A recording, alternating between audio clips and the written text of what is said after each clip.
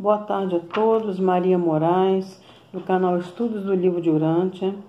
Vamos continuar o nosso estudo hoje do documento 13, As Esferas Sagradas do Paraíso, e vamos estudar hoje o subdocumento 4, Os Mundos do Espírito Infinito.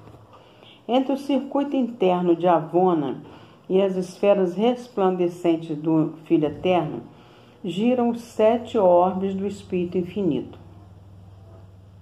Mundos habitados pela progênie do Espírito Infinito, pelos filhos trinitarizados de personalidades criadas, já glorificadas, e por outros tipos de seres não revelados, empenhados na administração efetiva das muitas realizações dos vários domínios de atividade do universo. Bem, nós já estudamos os 7 mundos do Pai, os 7 mundos do Filho, e agora são os 7 mundos do Espírito Infinito, né? Eles totalizam 21 mundos, que são as oficinas de trabalho do Pai, do Filho e do Espírito Infinito. E cada um deles é específico, né, em abrigar um tipo de ser que são criados, né, no universo e tem o seu destino nesses mundos do Pai, do Espírito Infinito e também do Filho, que ele cria alguns seres, né? Os 7 Espíritos Mestres são os representantes supremos e últimos do Espírito Infinito. Eles mantêm as suas estações pessoais e os seus focos de poder na periferia do paraíso. Mas todas as operações ligadas à administração e direção no grande universo são conduzidas a partir dessas 7 esferas exclusivas executivas especiais do Espírito Infinito. Os 7 Espíritos Mestres são, na realidade, a roda de equilíbrio do Espírito-Mente no universo dos universos, um poder de localização central que tudo abrange, compreende e coordena. Dessas 7 esferas especiais, os Espíritos Mestres operam para equalizar e estabilizar os circuitos da mente cósmica do grande universo. Eles também têm a ver com a atitude espiritual diferencial e com a presença das deidades em todo o grande universo. As reações físicas são uniformes e não variam, sendo sempre instantâneas e automáticas. Contudo, a presença experiencial do espírito realiza-se de acordo com as condições subjacentes ou com os estados de receptividade espiritual inerente às mentes individuais nos reinos. A autoridade, a presença e a função física não variam ao longo dos universos, grandes ou menores. O fator que diferencia a presença ou a reação espiritual é o diferencial flutuante no seu reconhecimento e recepção. Da parte das criaturas de vontade, me perdoem, vou voltar aqui um pouquinho. O fator que diferencia a presença ou a reação espiritual é o diferencial flutuante no seu reconhecimento e recepção da parte das criaturas de vontade. Ainda que a presença espiritual da deidade absoluta ou existencial, né, que é a face de Deus que rege o paraíso, de nenhum modo seja influenciada pelas atitudes de lealdade ou deslealdade da parte dos seres criados. Ao mesmo tempo, é certo que a presença em funcionamento da deidade subabsoluta e experiencial seja definitiva e diretamente influenciada pelas decisões, escolhas e atitudes da vontade de tais seres, criaturas finitas. pela lealdade e devoção do ser, planeta, sistema, constelação ou universo individualmente. Essa presença espiritual da divindade não é, porém, caprichosa ou arbitrária. A sua variação experiencial é inerente ao dom de livre-arbítrio das criaturas pessoais. O fator determinante do diferencial da presença espiritual existe nos vossos próprios corações e mente, e consiste na maneira como atua a vossa própria escolha, nas decisões das vossas mentes e na determinação das vossas próprias vontades.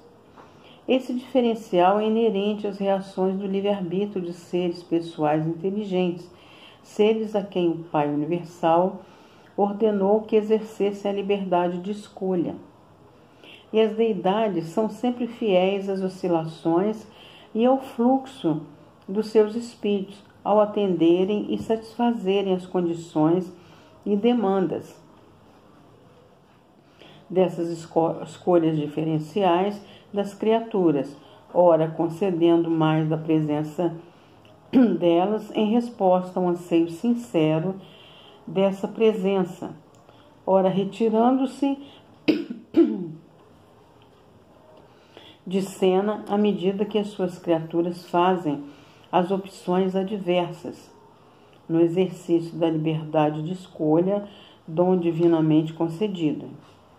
E assim o Espírito da divindade torna-se humildemente obediente à escolha das criaturas dos reinos.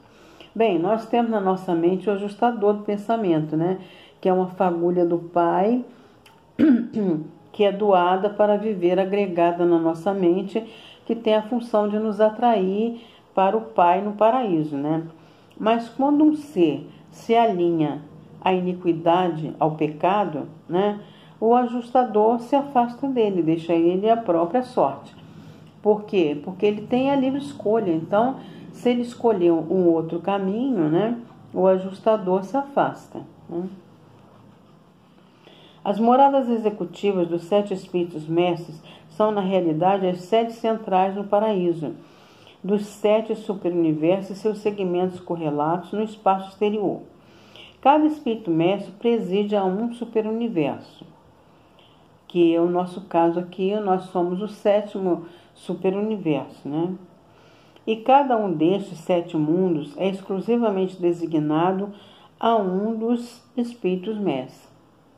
Não há literalmente nenhuma fase da administração subparadisíaca dos 7 superuniversos que não sejam abrangida por esses mundos executivos.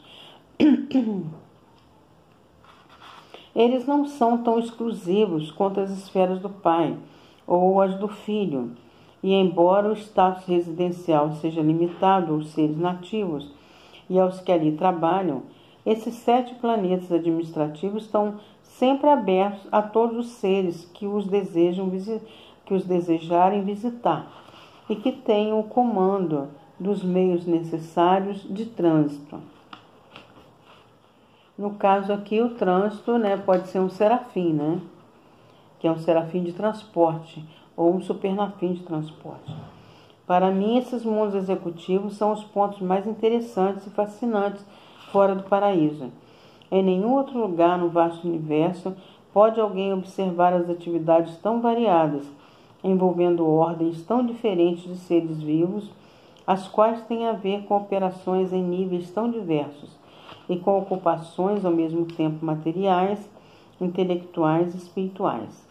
Quando me é concedido um período de descanso das minhas atividades, se acontece de eu estar no paraíso ou em Avona, comumente eu vou para um desses mundos ativos dos 7 espíritos mestres, para ali inspirar a minha mente com aqueles espetáculos de empreendimento, devoção, lealdade, sabedoria e eficiência. Em nenhum outro lugar posso eu observar uma interação tão assombrosa de atuações da personalidade. Em todos os 7 níveis da realidade do universo, e me sinto sempre estimulado pelas atividades daqueles que sabem muito bem como fazer o seu trabalho e que tem um prazer tão completo no ato de realizá-lo.